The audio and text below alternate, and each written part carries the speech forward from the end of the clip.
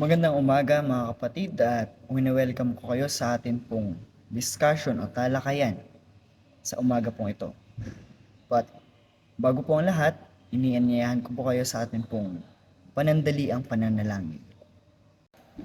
Ama naing banal, Diyos na makapangyarihan ka po sa lahat. Lubos po ang aming pasasalamat sa panibagong araw na inyo pong ibinigay sa amin sa pagpreserba ng aming pong mga buhay. Ito po ay isang pribilehiyo upang makasama po ang amin pong mga mahal sa buhay at lalong higit oportunidad nang sa gayon po ay kagaya po ng amin pong gagawin sa umagang ito, kami po ay makakarinig ng inyong pong mga banal na salita, Panginoon. Inianiyahan po namin na inyong pong banal na presensya na pumasa amin at lalong higit ang banal na Espiritu nang sa gayon maunawaan namin ito at maging kalakasan sa amin pong pananampalataya habang kami po ay nag-aantay sa inyo pong bugtong na anak na sa Jesucristo. Marami pong salamat sa pagdinig ng dalangin ito sa pangalan ni Jesus. Amen. Okay, ang ating pong pag-aaralan ay isa sa ating pong mga doktrina at yun po ay ang patungkol sa araw ng Sabat. Bilang isang Kristiyano, lalong higit bilang isang kabataang Adventista, napakahalaga po na malaman natin ang patungkol sa araw ng Sabat. Kaunting kaalaman mga kapatid, kung nyo pong naalala, meron po tayong noon 27 fundamental beliefs at ngayon ay meron na tayong 28 fundamental beliefs. So ano nangyari? Isa po na nature o likas ng atin pong fundamental beliefs or ang atin pong doktrina ay ang tinatawag po nating progressive or sa patuloy na pag-aaral ay may posibilidad po ito na madagdagan at naayon lamang po ito sa banal na kasulatan. Ang Sabbath ay isa sa pinaka-unique na doktrina ng ating pong iglesia, isa sa pinakamahalaga at isa din po sa pinagdedebatihan kapag tayo po ay nakikipag-usap sa hindi po natin kapananampalataya. Isa din na binabato sa atin ng mga Adventista dahil sa lahat po ng mga relihiyon buong mundo, ilan lamang tayo na nagpapangilin ng araw ng Sabado. Karamihan ay araw ng Linggo. Kung inyo pong sisiyasatin sa mga magulang sa kanila pong mga trabaho at kahit sa mga estudyante na nanunood, have you ever realized na sa loob po ng isang classroom, labas sa atin pong institusyon o paaralan ng Adventista, ilan lamang kayo na nangingilin ng araw ng Sabat? Ganun po sa mga magulang sa kanila pong mga trabaho. So, out of many, or maririnig natin sa kanila na kakaiba ang mga taong ito. Dahil sa lahat, tayo lang po ang nangingilin ng araw ng Sabbath at tayo din po ng mga Sabbath keepers. Atin pong maisip na ang ating pong mga gawi ay kakaiba, napakalayo sa kung ano man ang ginagawa ng ating pong mga kaklase na hindi natin kapananampalataya o ating pong mga katrabaho. At para po sa iba na hindi mga Adventista, kapag nakakarinig sila ng salitang Adventista or napapatanong kung ano ang kanilang perspective o pananaw about sa Adventista, sila po yung mga taong nangingilin ng araw ng Sabat, hindi ho ba? At isa pa doon, dito po ako believe. Dahil kapag may mga celebration, kapag may isang Adventista sa grupo, yun po ang kanilang pinipili para sa magbigay ng mag-offer ng pananalangin. So doon po natin ma-realize na ang tingin ng mga tao sa atin napaka-relihiyoso. Relihiyoso in a sense na hindi lamang maririnig, kundi makikita din po sa ating pong mga gawi, sa ating pong pangaraw-araw na pumumuhay. Na sila yung mga taong hindi madalas makita sa mga pista na pangsanlibutan, mga taong hindi kumakain ng baboy, at malaya sila na gumawa simula Linggo hanggang Biyernes at mas lalong malaya sila na magpahinga sa araw ng Sabbath. Dahil para po sa atin ng mga Adventista, ang Sabado ay ang pinakamahalaga.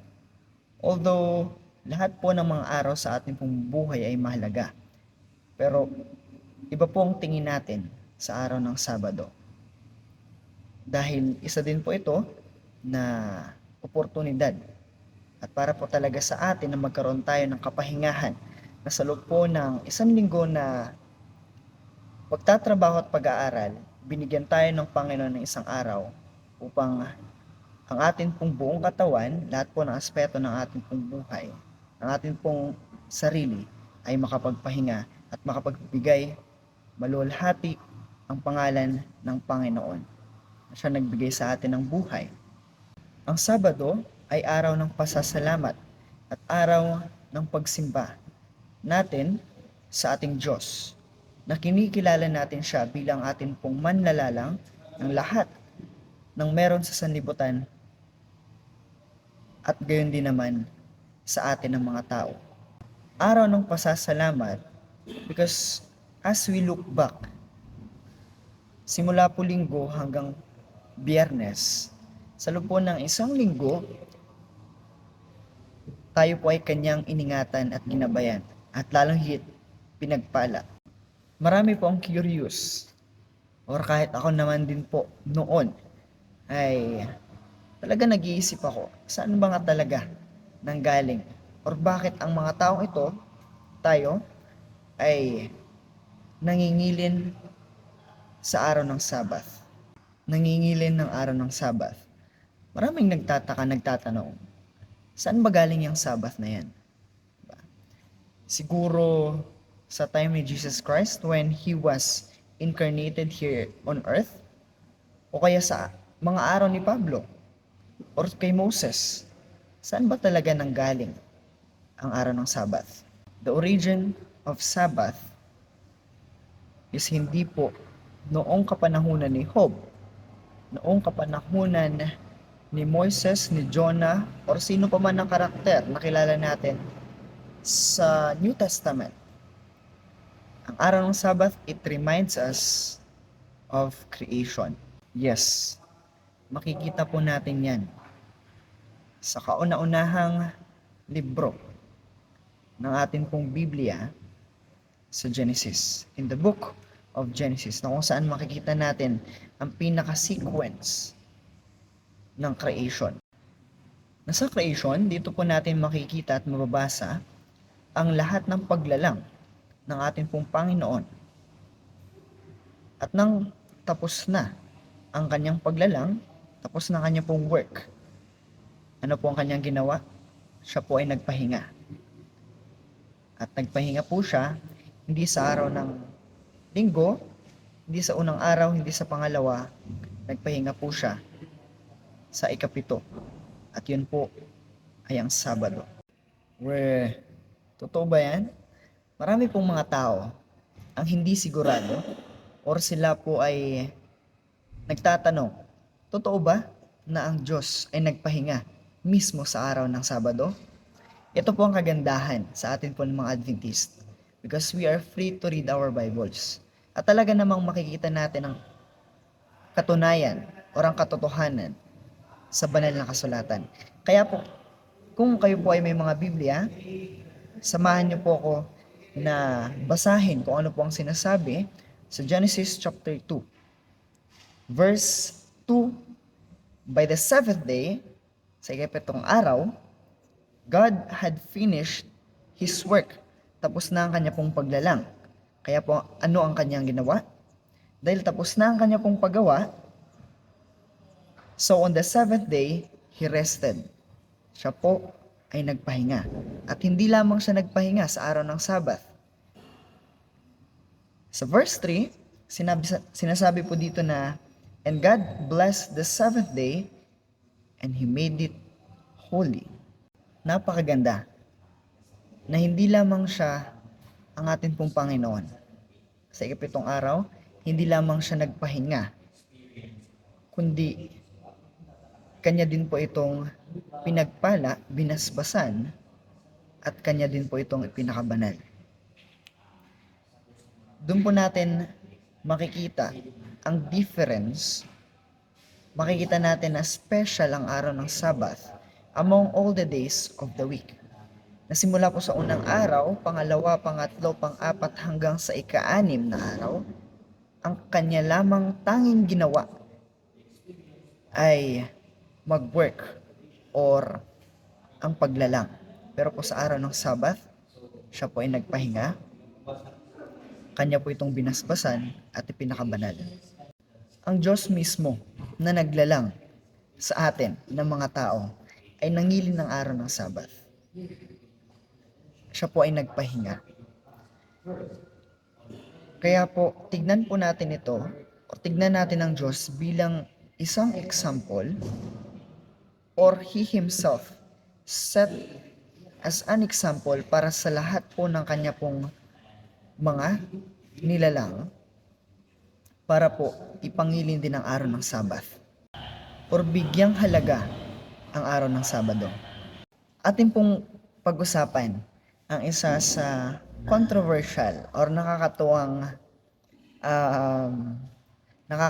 question na meron ng mga tao patungkol sa araw ng Sabbath, specifically sa ating pong Panginoon sa kanya pong pamamahinga. Kung bakit siya nagpahinga sa araw ng Sabbath.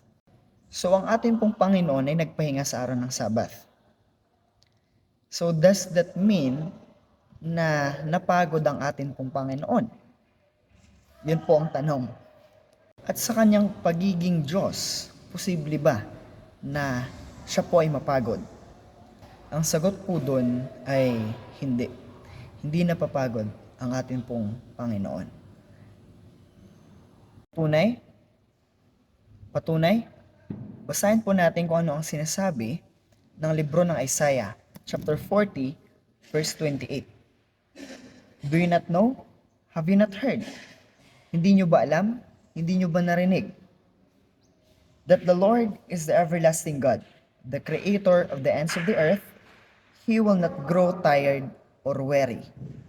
At ginamit pa po dito ang word na will. At ito po ay nasa tense na future. So ibig sabihin lamang, hindi talaga mapapagod ang ating pong Panginoon. At hindi kailanman napagod dahil ang ating pong Diyos ay ang ating pong manlalalang. At walang sino man na makakaabot or makakaintindi ng kanya pong kaisipan. At mga kapatid, hahayaan ko po kayo na mag-isip. Kapag katapos na ang inyo pong gawain sa isang araw, ano po madalas ang inyo pong naiisip o inyo pong ginagawa? Naalala ko po nung ako po ay bata pa, kapag araw po ng linggo, kasi sa araw po ng linggo, yun po yung aming free time na pwede naming ibigay, na ilaan para matulungan po ang amin pong mga magulang sa paglilinis sa amin pong bahay. Kasi wala nang pasok. So, ito po yung araw na magwawalis ka ng sahig sa loob ng bahay, magpupunas ng mga jealousy, mga bintana, and then kung ano-ano pa na pwede mong maitulong sa iyong mga magulang sa loob ng tahanan. So after hours, pagkatapos ng mga oras na nagtatrabaho ka, at the end of the day, kasi tapos na ang iyong gawain, parang feel mo sa sarili mo na kailangan mo ng pahinga. So, nature ng tao, kapag katapos na ang task na binigay sa iyo, tapos na ang lahat ng iyong mga gawain, ito na yung time para ikaw ay makapagpahinga. Tama nga naman, no? Na syempre tapos ng lahat mo ng mga activities, wala ka nang gagawin, kaya ka nagpapahinga.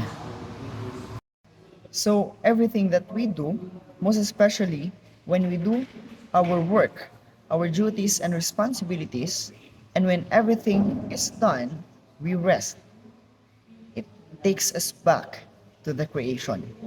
At isa din po na prime reason kung bakit natin ipinapangili ng araw ng Sabbath, it is because it is one of the commandments of God.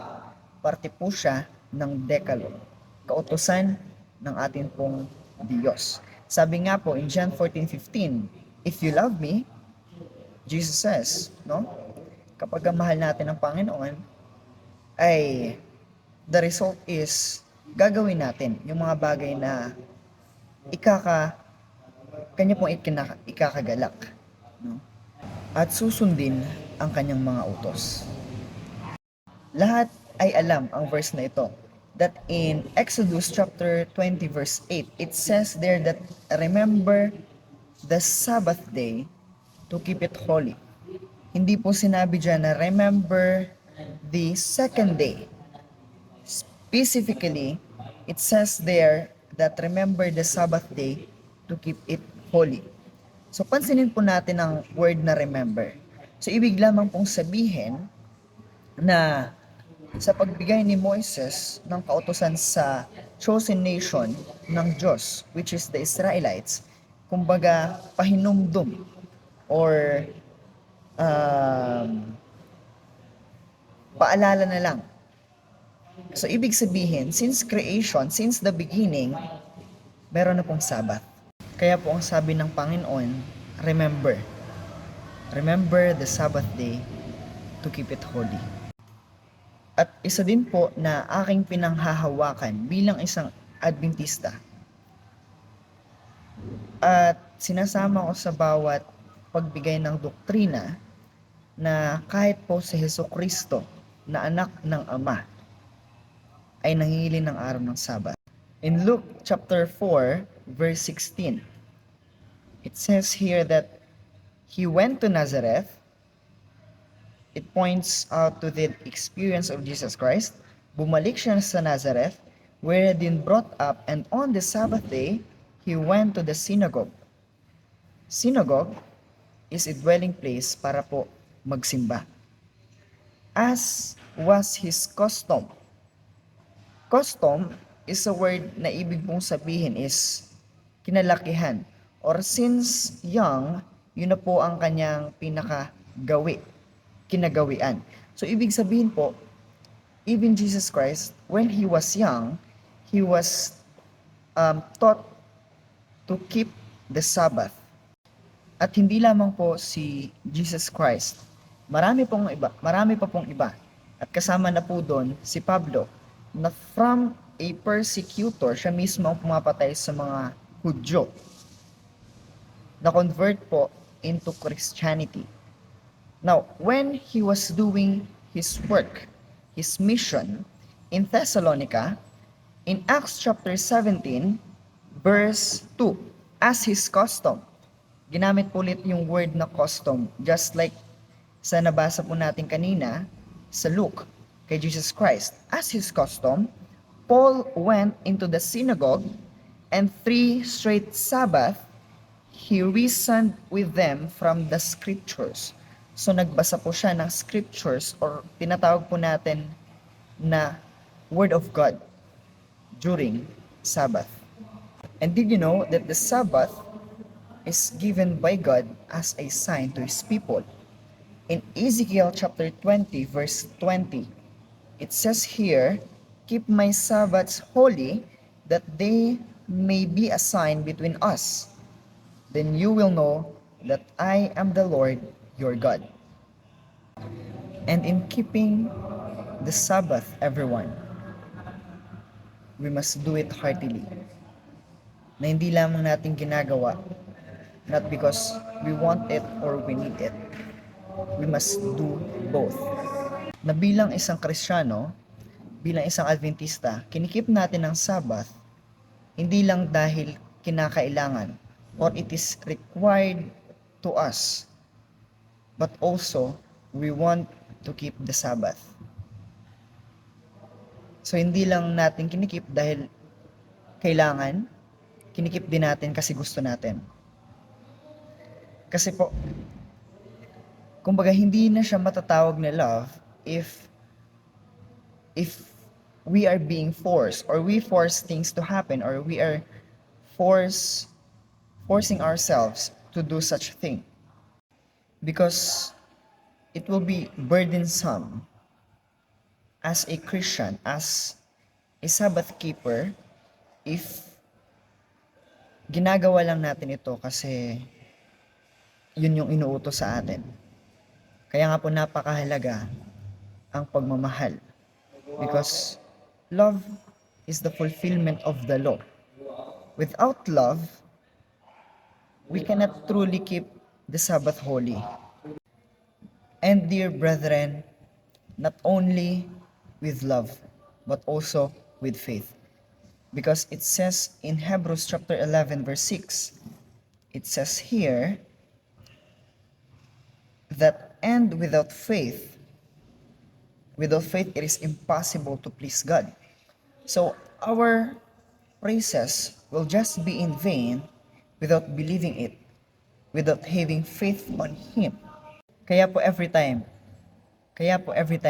most especially when giving our thanksgiving during Sabbath day, we must call upon Him with faith and love. And then tayo po ay mas lalong mabibless sa araw ng Sabbath kapag inaanyan po natin ang Kanya pong banal na presensya at tayo po ay manampalataya sa Kanya. Dear brethren, when we do our worship, it is a part of preparation. Kasi when Jesus comes, when we all get to heaven, magsisimba din naman tayo sa Kanya. And what a day that will be kapag tayong lahat ay magkasama-sama, kasama ng ating pong mga mahal sa buhay, ating pong mga magulang, sa langit na bayan na inihanda ng ating pong Panginoon para sa lahat ng mga nagmahal at patuloy na magmamahal sa Kanya at talagang may pananampalataya sa ating pong Panginoon.